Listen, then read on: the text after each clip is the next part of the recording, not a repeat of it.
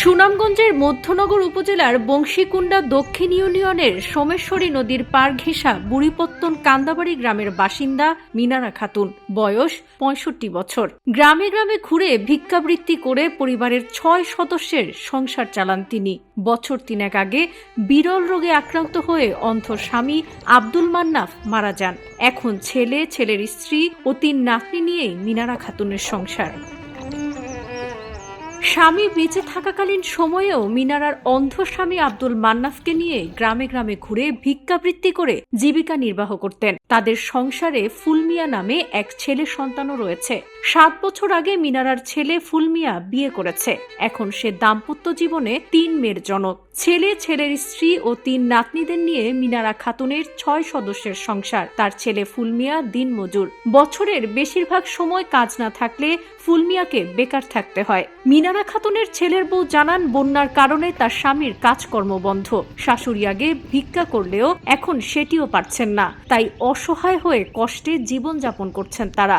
কষ্ট করে চলতেছি, এখন আমরা পানির লেগে কিনুবা জান জানা, আমার স্বামীও কিনু কাজকর্ম করতারে না, নৌকা নাই, অসহায় মানুষ। এখন আমরা কিনুবা বাড়ি তারি না। আমার শ্বশুর আগে আসেন মরে গেছে, এখন আমার হরিও এমনি আগে বিক্রি করে গেছে, এখন পানির লেগে কিনুবা যাইতারে না, বন্যা ভাঙ্গে নিয়ে জায়গা বাড়ি। এখন বন্যার হান্যা গড়ে দরে বাইরে ডুয়ে ডুয়ে ভাঙ্গিয়ালছে।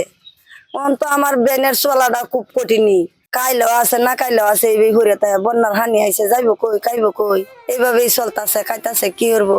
সম্প্রতি টানা ৩ বারের বন্যায় মিনারা খাতুনের বাড়ির ভিটার অর্ধেক ভেঙে খরস্রোতা সোমেশ্বরী নদীতে বিলীন হয়ে গেছে। চারপাশে বন্যার পানি থাকার কারণে বিগত ১ মাস ধরে তার ভিক্ষাবৃত্তি বন্ধ রয়েছে।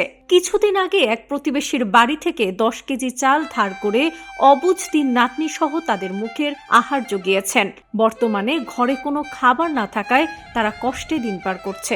বন্যা ভর্তা কিয়া আমার ঘরে কানি নাই, নাও নাই, আমি চলতে পারি না।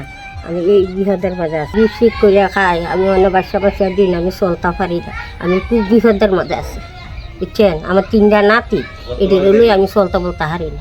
আমার অত শান্তি, মানে আমার ঘরে খাননি না। স্থানীয় ইউপি সদস্য কামাল মিয়া জানান, নতুন করে কোনো বন্যার বরাদ্দ এখনো পাওয়া যায়নি। যদি পাওয়া যায় তাহলে এই পরিবারটিকে সহযোগিতা করা হবে। মধ্যনগর উপজেলা নির্বাহী কর্মকর্তা অতীশদর্শী চাকমা কালের কণ্ঠকে জানান, তিনি শুনেছেন মিনারা খাতুন খাদ্য কষ্টে আছেন, তাদের পক্ষ থেকে সহায়তা প্রদান করা হবে। এছাড়া তার ভিক্ষাবৃত্তি বন্ধ করে সমাজসেবার মাধ্যমে বিকল্প কর্মসংস্থানের সুযোগ করে দেওয়া হবে। সুনামগঞ্জ মধ্যনগর থেকে আলামিন সালমানের পাঠানো তথ্যচিত্রে ডেস্ক রিপোর্ট, কালের কণ্ঠ।